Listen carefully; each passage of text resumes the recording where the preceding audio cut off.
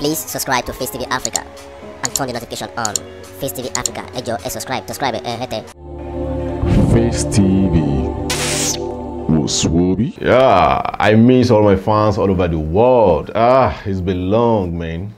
Ẹ ṣé gan, a dúpẹ́ lọ́wọ́ gbogbo àwọn tí wọ́n ń wò wá nílé lóko lórí Face TV Africa. We really appreciate you. We thank you so much for your support and the contribution, because you know, a lot of people talks about so many things about our programs, and then we are trying to just at least change the face of one or two things that you complain about. Really thank you so much about it. And the second thing is this: it's been long that we show up about the issues on grounds, the Yoruba, Sunday Igboho, our Yoruba king. I want to try to shed more light about these things, and I want everybody to try to understand me. On this program, I always say one thing: anybody has his own opinion. You can share your own, I can share my own. It's free word. Tó bá ti ń di pé à ń búra wa, mo máa ń sọ fúnra pé ẹ jẹ́ káwa Yorùbá máa ní àwọn nǹkan kan. Ẹ má yẹ ká máa búra wa lórí ètò. Tá bá ti ń búra wa, kò lè sí lọ síwájú, and that is what is causing the problem we are having in Yoruba nation. Ṣé rí nǹkan kan wà tí mo fẹ́ kí everybody understand ni pé tó bá contribute, tó bá fún mi ní idea, accept pé ẹni tí wọ́n fún ní idea yẹn, tó bá yẹ pé èèyàn tó ń listening ni, ó máa understand nǹkan tó ń sọ, á jẹ́ gain from it. But tó bá ń bú, tó bá jẹ́ èèyàn tó ní làákàyè, òun náà máa fẹ́ bẹ̀rẹ̀ sí, I'm sorry to use that word, ó máa fẹ́ bẹ̀rẹ̀ sí fẹ́ máa tako ẹ kìnnìkan. So ibẹ̀ níjà ti ń ṣẹlẹ̀. So I don't want anybody to just, you know, drop one comments, abusive words or anything. Please, let us play mature, please. I always say this on my program. Yes, this other thing is this. Kí ló ń ṣẹlẹ̀ nílẹ̀ Yorùbá? Kí ni nǹkan tó ń ṣẹlẹ̀ nílẹ̀ Yorùbá?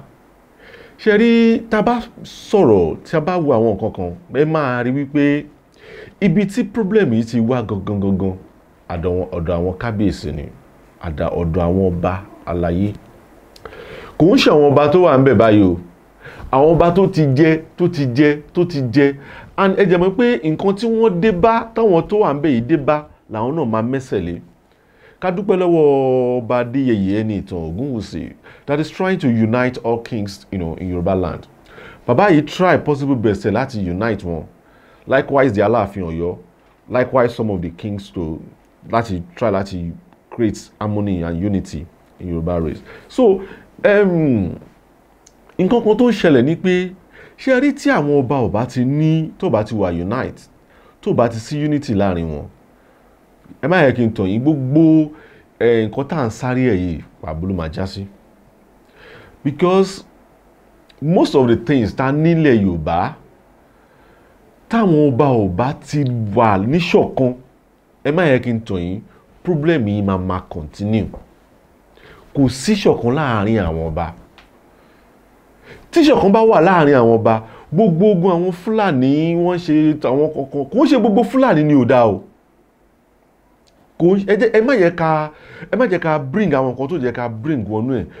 Kò jẹ́ ń ṣe gbogbo Fúlàní ni Yorùbá sọ wípé kó máa lọ. Àwọn tí ò bá da, tí wọ́n ṣe investigation lé lórí, tó jẹ́ rí pé ẹ̀wọ̀n ni yóò da, they have the right láti sọ wípé kúrò lórí ilẹ̀ àwọn. Because kò possible káwa náà lọ sí irú ibẹ̀ yẹn ká lọ máa dábẹ̀ yẹn rú. No. Ìjọba ò ní pé ká má kọ ìyà, ká má ṣe nǹkan tó yẹn, tó bá ṣe nǹkan tí ò da ká pariwo ẹ̀ síta.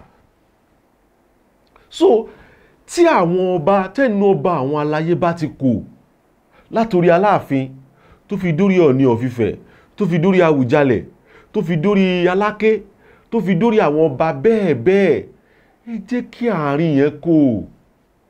Ẹ má jẹ́ ká tanra wa. Èyí ò jù mí, you are the superior, I'm not the superior. I don't know why you are fighting about this. I don't really understand.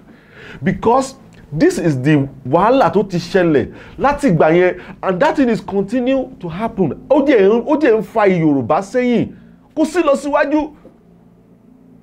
Ẹ má jẹ́ ká tàn tẹ́rí, àwọn ọba yìí ní láti bára wọn sọ̀rọ̀. Bàbá wa ni wọ́n. Àmọ́ tó bá tó stage kan, tí bàbá bá dàgbà dé stage kan, ọmọ kékeré ló máa pe bàbá ẹ̀ pé bàbá mi, nǹkan báyìí ni kẹ́ jẹ́ ká ṣe.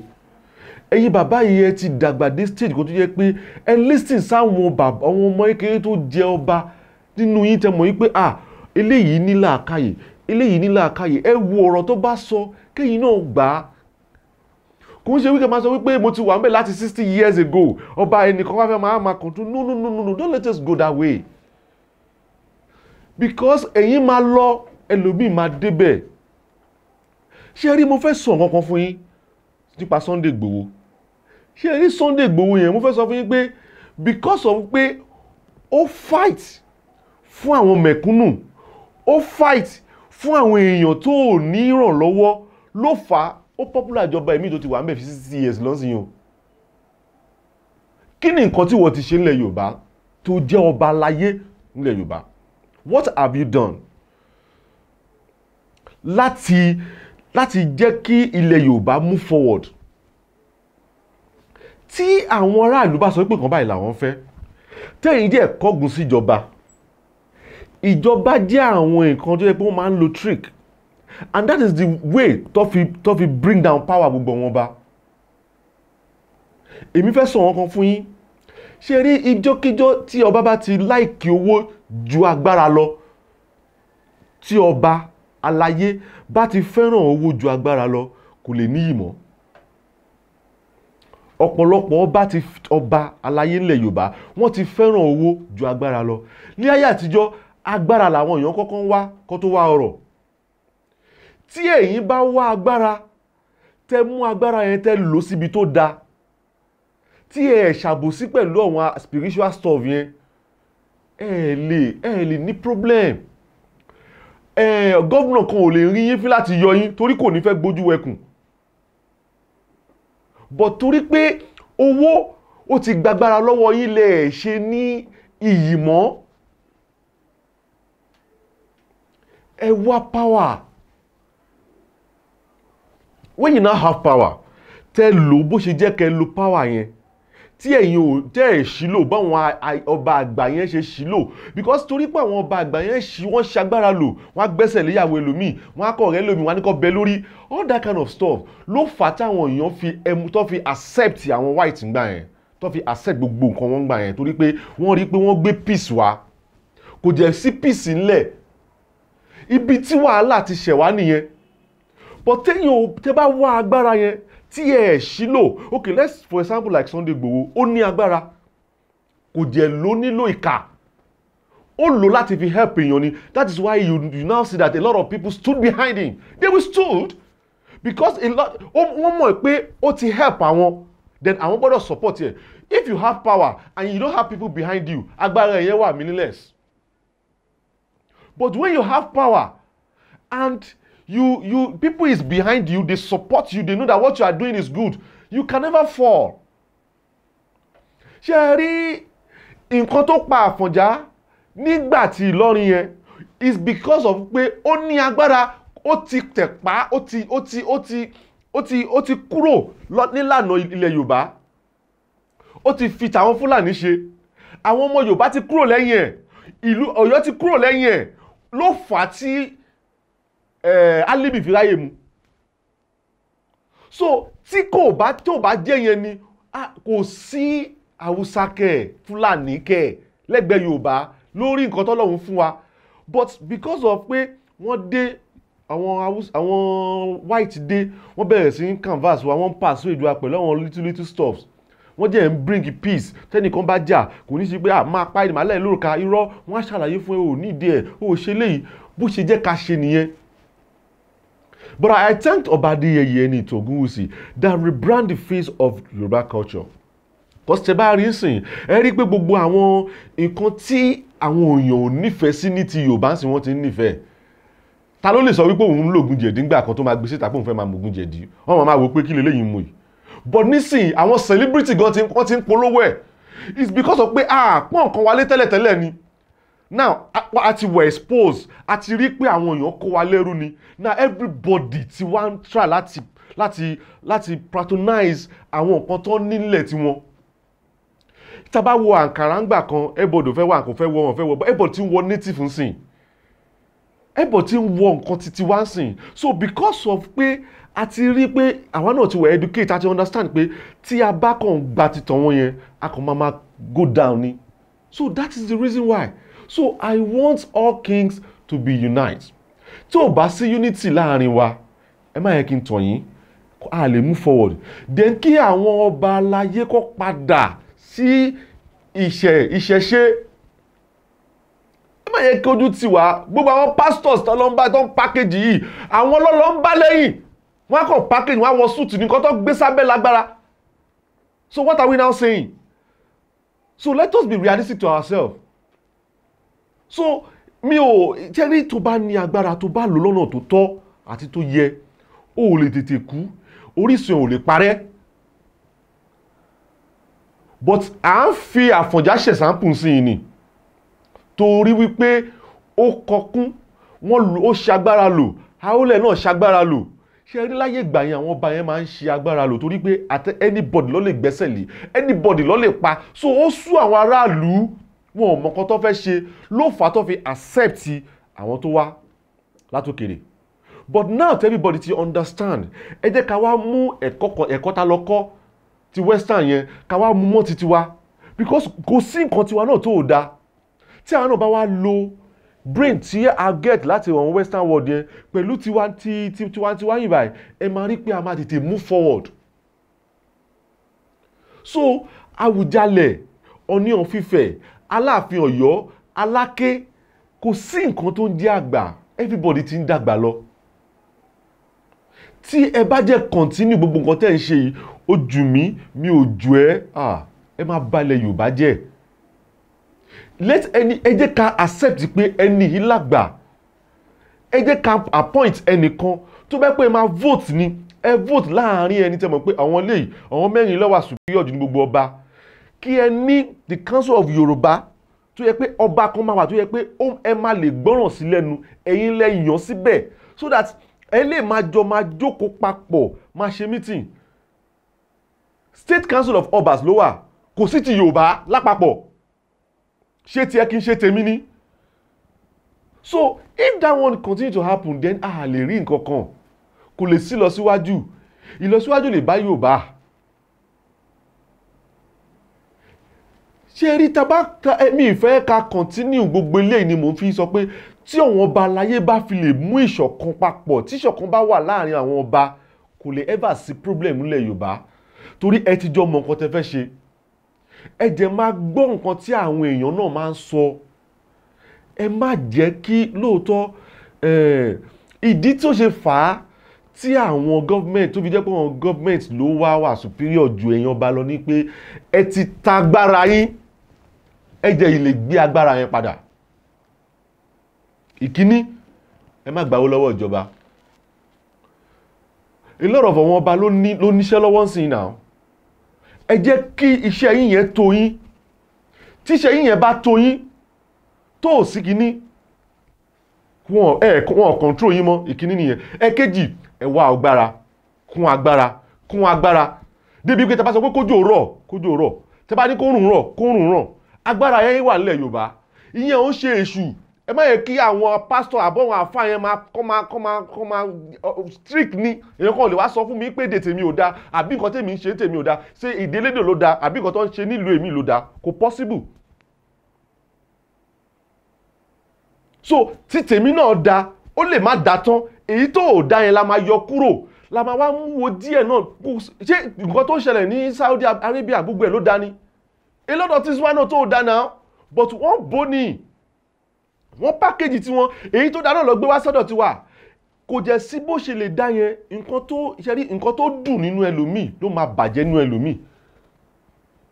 Ṣé ẹ ọ̀nà sáà kan tí mo sọ? Nǹkan tó dùn nínú ẹlòmíì ló máa bàjẹ́ nínú ẹlòmíì. So don't let us just accept any culture. No. Tí pastor kan máa sọ wípé kíní kan, if you are doing this, èṣù ni, if you are doing that, ẹ bèrè lọ́wọ́ tí ẹ gan. Most 98% wọn nǹkan mi ló ń ṣe. Àwọn àfáà 98% wọn nǹkan mi ló ń ṣe. So what are we now saying? So èèyàn kan á sọ fún ẹ pé ìlú ẹ̀ kan ò da, egún náà ń gbé lẹ́yìn kò da, kíní kan lẹ gbé, is a lie. Wọ́n bàjẹ́ torí kọ́ lè wọlé sí wa lára ni wọ́n jẹ́ ti wọlé sí wa lára ọlọ́run jẹ́ ti wá ṣe wọ́n ti wá gbẹ́ wa lẹ́yìn wọn mọ̀ wípé education tó ń fi sára lórí náà yẹn náà àwọn great àwa àtàwa yìí náà a máa wá ronú dé gbogbo bẹ̀yẹn. So I'm begging all our kings láti padà ṣé rí gbogbo mo jù ẹ́ mo ti wà ń bẹ̀ for the past 60 years on throne I'm a 40 years on throne ọba kan wá dé láti 2 years wá ẹ̀ máa yẹ kí ni kan ọba kan lè dé láti 2 years kó rí brand gbogbo ẹ̀ kágbà yé jẹ gbà juwọ́ tó wà ń bẹ̀ 60 years lọ àbí tó wà ń bẹ̀ 50 years lọ.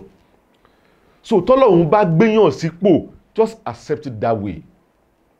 So I'm using this opportunity to beg all our kings all our Yoruba leaders ẹ jọ̀ọ́ ẹ accept wa ẹ gbé ètò kalẹ̀ kí àwọn ọba Yorùbá mi ò ní state no kí ọba Yorùbá náà ní meeting tó máa ṣe nǹkan báyìí la fẹ́ ṣe ẹ wá agbára ń gbọ́ agbára wo ló wà nílẹ̀ Yorùbá nílẹ̀ Ìjẹ̀bú àwọn olówó wà nínú kínní ẹ wá ìyẹn lẹ máa fi ní power tí àwọn sójà gan tí president kan bá lóun kó sójà bọ̀ kẹ́ni kí ààfin ṣúmọ́ wọn lójú ó ṣúmọ́ wọn lójú ni wọn ò lè débẹ̀ àmọ́ ti sọnù ẹ nímọ̀ ẹ má yẹ ká parọ́ fúnra wa ẹ ní gbogbo ẹ mọ́ ó ti lọ ti wọlẹ̀ but ó yìí wà níbì kan tẹ́yìn lè lọ tú ẹ gbọ́dọ̀ fi ṣèkà ni torí tẹ́ bá ti fi ṣèkà kò sọ́gbọ́n omi máa tán lẹ́yìn ẹja yín ọmọ ayẹyẹ yín at last ni nǹkan tó fi yẹ̀yẹ́ wọn bá tọ̀hún nìyẹn tó fi di pé àwọn tó kọ̀ wá látòkèrè wọ́n jẹ́ fi gbogbo ẹ̀ wọ́n fi rú wọn lójú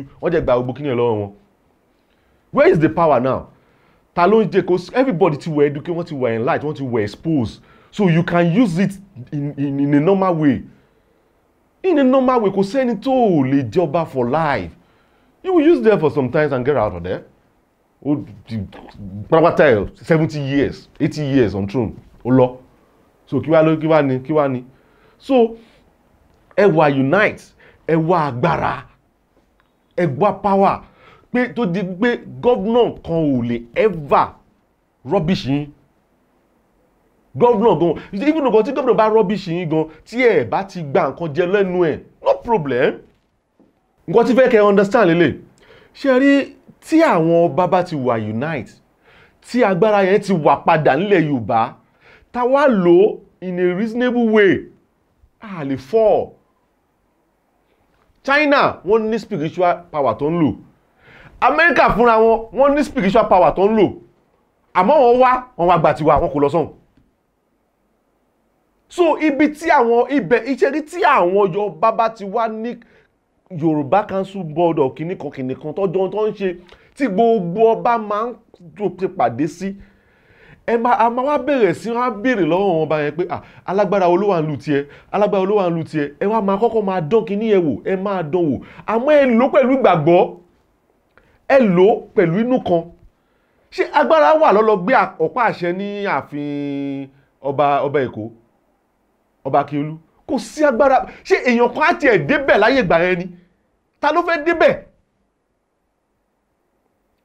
fẹ́ débẹ̀ tó wá ń rí ọ̀pá àṣẹ ní outside the country bóyá yẹn jẹ́ ń fún wa ní gàjé ni Ọlọ́run ló mọ̀ so what are we now saying?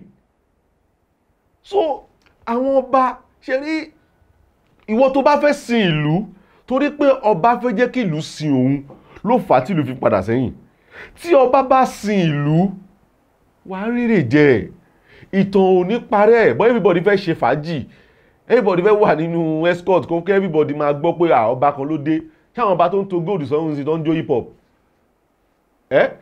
ṣé àwọn ọba tó ń gbé gold sọ́hún tó ń jó hip hop we have to be responsible most of àwọn ọba ẹ̀mí báyìí English ni mo jẹ́ fẹ́ fi àsìkò yìí pé gbogbo àwọn ọba láyé you can get somebody that can help you to tó máa kọ́ máa sọ gbogbo kí ni Yorùbá fún yín náà ẹ gbé àṣà wa lárugẹ ẹ sọ èdè yín lẹ́niwẹ̀ tẹ́ bá lọ kẹ́ gẹ́ẹ̀tì èèyàn tó máa sọ ní English fún yín wọ́n lè mú yín sí tí ọba bá ti ṣé kí tẹ́yìn bá dé level kan tó bá current dé level kan they will want to interview you and they will find all the means to transcribe that stuff that your interview. Ṣé channels ò lọ interview Sunday Igboho ni ṣé Yorùbá television ní channels ni mi ò rò pé channels ó interview Sunday Igboho rí láyé. Mi ò rò pé TVC dídì lọ kò ń pé wọ́n lọ bí o wọ́n dídì lọ síbẹ̀ ni channels dídì lọ síbẹ̀ lọ ṣe interview fún ni. It's because of their impact now. Impact to contribute nílẹ̀ Yorùbá ni. So wọ́n rí ni wọ́n jẹ́ rí pé wà relevant. They have to do it for him no matter the language. Wọ́n wo nǹkan tó wà nínú ẹ̀, wọ́n wo nǹkan tó ṣe, wọ́n wo impact tó ṣe, wọ́n wo orúkọ. Ó ṣàti lórúkọ tipẹ́. But gbà tó time tó contribute sí nǹkan tó máa contribute sí yẹn, ẹ wo everybody interviews. Yorùbá jẹ́ ló tún sọ. Èdè Yorùbá ló sọ. A lot of people tó máa wà ashamed gbà tó yẹ pé ọba fúnra rẹ̀ gan ó ti ń sọ English ní location. Kíkọ́ lè sọ wípé ọba gbọ́ Yorùbá ni àbí kí ni why? We should accept our own. Accept who you are. Don't be ashamed of who you are. Ẹ sọ èdè yín. Tẹ́nìkan bá fẹ́ ṣe èyẹ, it's not about education. Àìmọye ẹni tó kàwé tó jẹ́ ní ọpọlọ jẹ́ tó kàwé lọ dáadáa. So what are we now saying? So kí ẹ má yẹ kí àwọn kan á máa sọ pé illiterate ni ẹ, illiterate ń ta ni. Mẹkáníìkì kò ń ṣe illiterate. Ẹni tó bá ń sọ yẹn kò ní làákàyè ni. Ṣé wọ́n ń ṣiṣẹ́ abẹ láyé àtijọ́ ni? Wọ́n ń ṣe operation láyé àtijọ́ náà. Wọ́n ń tu ẹsẹ̀ láyé àtijọ́. Ó ṣàdìbọ́ ṣe ń ṣe. So kí wá ní a ṣe wá sọ wípé tiwa yóò dáa for crying out loud. Èèyàn kan sọ fún pé dé ọ̀dá, èèyàn kan sọ pé bóyá ń ṣe ọ̀dá, ojú àwọn máa tìwọ́ náà. Àwọn bàjẹ́ ló fà á. Nígbà tẹ́yìn tí ẹ̀ ti support culture tó pé ẹ̀yin gangan ni symbol of culture. Tẹ́ bá lọ anywhere, ẹ sọ Yorùbá, ẹ sọ ìjìnlẹ̀ Yorùbá yín kẹ́ wá gbé nìkan sẹ́gbẹ̀ẹ́ kó máa sọ ní Yorùbá, kó máa sọ ní English. Bó jẹ́ 10 minutes ló fẹ́ fún yín, kọ́ fún yín 5 minutes, kọ́ fún yín tó bá yẹ pé 10 minutes ló fẹ́ fún yín, ẹ bẹ̀ wọ́n. Tẹ́ bá lè fún wa ní 10 minutes, ẹ fún wa ní 17 minutes. Tẹ́ bá jẹ́ lè fún wa ní 5 minutes, ẹ ká sọ ní ṣókí ẹ̀, yín náà summarize ẹ̀, kò ní dandan kẹ́ sọ gbogbo ẹ̀ tán. Wọ́n ń sọ̀rọ̀ tán, kò ọba gan sọ̀rọ̀ tán ta. Ẹ sọ níwọ̀nba, ẹ ṣe ẹ jẹ́ kó rí pé culture yẹn, àwọn ọba wa kó ṣẹ̀kẹ̀rẹ̀ sọ́rùn, wọ́n á kó lẹ̀kẹ̀ sọ́rùn, wọ́n á gbé ogbè, wọ́n á gbádé, wọ́n á máa sọ òyìnbó. What are we saying? Accepted that nǹkan tí is because of pé báwọn ṣe gbé ló ṣe kárí. Táwa náà bá gbé tiwa náà bẹ́ẹ̀ díẹ̀ ni, you start from somewhere before you get there. So ẹ má jẹ́ kí a wà ashamed of our language. Don't let us ashamed of who we are. We should be proud pé ọmọ Yorùbá ni wá. Àwọn ọba yìí náà jẹ́ ní, I'm sorry to say that, bàbá wa ni wọ́n tó bá tó táìmù kan ọmọ àpè bàbá ìpè bàbá mi nǹkan báyìí tẹ́ ń ṣe yóò ṣe kínní. Bàbá ló máa kọ tẹ́lẹ̀tẹ́lẹ̀ tó bá yá ọmọ máa wà expose ju bàbá lọ. Nǹkan tó ń fà á nìyẹn. Ta ṣe ń pè é ṣàkíyèsí. Ẹ wà unite, ẹ wà together. Tẹ́ bá wà together lè fẹ́nu kò pé nǹkan báyìí ni kí Ààrẹ Ọ̀nà Kakanfò ṣe. So gbà tó sí meeting tó sí àjọṣepọ̀ ọ̀rọ̀ tó jẹ́ ń ṣe wípé Ọ̀yọ́ state nìkan kí ní ti ṣẹlẹ̀. Bóyá ń ṣẹlẹ̀ l'Ékìtì, ló ń ṣẹlẹ̀ l'Oǹdó, ló ń ṣẹlẹ̀ l'Ògùn state.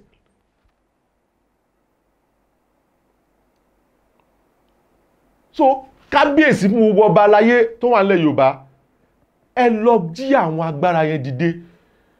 Ẹ wá lò lọ́nà tó tọ́, kò jẹ́ kẹ́ lò kẹ́ fi máa gbalẹ̀ onílẹ̀. Kò lè pẹ́, I'm sorry to say that.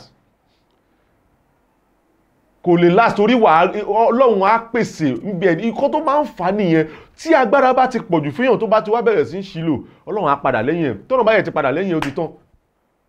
So ìwọ má ṣe agbára yẹn lò. Wo pé life yìí is nothing. Life is nothing. Take it as nothing. So flexible. Kí ni nǹkan tó wà nínú ayé yìí? So when you see life like that, then you can know how to handle life. Ní kàn máa gbàyàwó níyàwó gbésẹ̀ nílẹ̀ ẹ sọ pé o fẹ́ owó kan. No, you wouldn't do that. So tí yẹn bá ti kúrò ńbẹ̀, then tó bá ti lo agbára yẹn lọ́nà tó tọ́, gọ́vnà wo ló fẹ́ wá sọ pé òun fẹ́ yọ ẹ́ lóyè? Gọ́vnà wo ló fẹ́ sọ pé òun fẹ́ yọ ẹ́ lóyè? Just tell me. Níbi tó tẹ̀ tí ń ṣe meeting kan kókò tí ẹ sọ pé wo àrá kan báwọn lọ ṣeré lọ́hùn. wọ́n fẹ́ ibo ló ti fẹ́ jókòó àmọ́ kò sí but kò tí ẹ lè tó stage yẹn tí gómìnà máa sọ pé òun fẹ́ yọrú ọba bẹ́ẹ̀ tó mọ̀ pé ó ń ṣe ẹ̀tọ́ ẹ̀ fáráàlú àwọn aráàlú nífẹ̀ẹ́ òun gan ò ní jẹ́ dánrú ẹ̀wò bọ̀ nísìn àìmọye ìta ló ti máa ń rí lọ́mà tí ń ṣe báyìí fún ọba tó bá jọ wọnú ilé oníbọ̀yìn máa ń bára wọn sọ̀rọ̀ ó rẹ̀ jọ ṣàánú mi má ṣe báyìí fún jẹ́ ń gbádélẹ̀ jọ ṣàánú it's true ẹ ti rin adéfín ló fà á tí àwọn èèyàn díẹ̀díẹ̀ làṣà ń lọ díẹ̀díẹ̀ làṣà ń lọ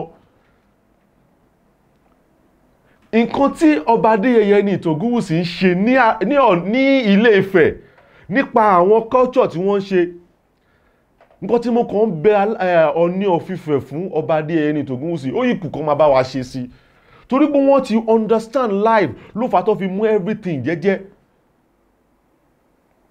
ẹ jọ̀ọ́ ẹ bá wa máa sọ Yorùbá nígbà tó bá fẹ́ ṣe tàbí ìbàjẹ́ CNN àsìkò tẹ máa bá wa ṣe sọ ní Yorùbá ni so that nígbà tó bá gbọ́rọ̀ yín lọ sí orí TV ní CNN everybody hàn án pé orí èdè olèlè which language is this which language is this so wọ́n á understand wọ́n á gbọ́ wọ́n á tiẹ̀ máa gbọ́ tátàtà nígbà tá a bá sọ rárá báwo lọ ṣe fẹ́ mọ̀ wá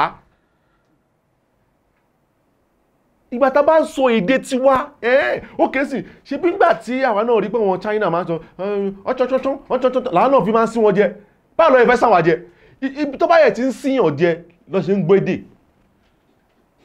ẹ jẹ́ kó sí wa jẹ ẹ gbé because Ọọ̀ni of Ifẹ̀ Aláàfin Ọ̀yọ́ Àwùjalẹ̀ wọ́n náṣẹ̀ sọ́wọ́n mídíà bẹ́ẹ̀ yẹn tó lè wá interview wọn nígbà tẹ bá jẹ́ ìgbéyàn tẹ bá ń sọ tó ń sọ fún yín ní English that is fine kò sẹ́ni tó mọ̀ pé ẹ̀wẹ̀ educate kò sẹ́ni tó mọ̀ pé Ọlọ́run ò bless yín please say it in Yorùbá so that àwọn èèyàn máa understand Yorùbá náà because ẹ̀yin lẹ kọ́gun sí àwọn tó lè wá tó yẹ pé a lè fi publicize èdè wa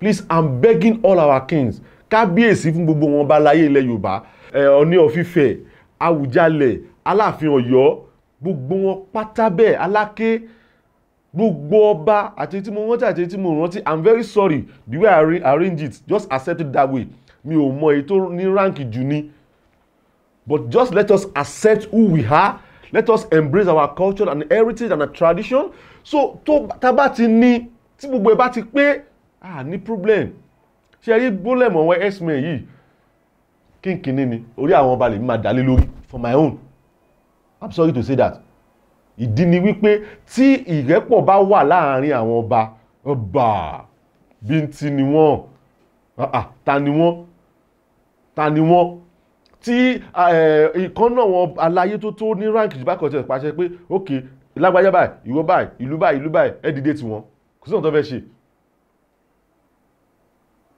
so ní rí jù báyìí lọ lórí ètò lénìí ẹ ṣé lọ́pọ̀lọpọ̀ tó bá di lọ́sẹ̀ tó ń bọ̀ we are still going to discuss I have so many topics that I want to try to shed light on but not about the kings again so ẹ má bínú fún gbogbo ẹ̀yin tẹ́ ń bá wa sọ̀rọ̀ pé táàkì máa ń tètè respond we are very sorry for that but ẹ má yẹ kí n tàn yín a máa tún gbé ètò kan kalẹ̀ láti fi máa yànnàná àwọn nǹkan kan lórí ọ̀rọ̀ tọkọ tìyàwó ó máa ní agbára ó máa lágbára àníri jù báyìí lọ orúkọ mi ò yí padà Ọmọọba Oyeyemi Lẹ́kùtì ó dàbọ̀.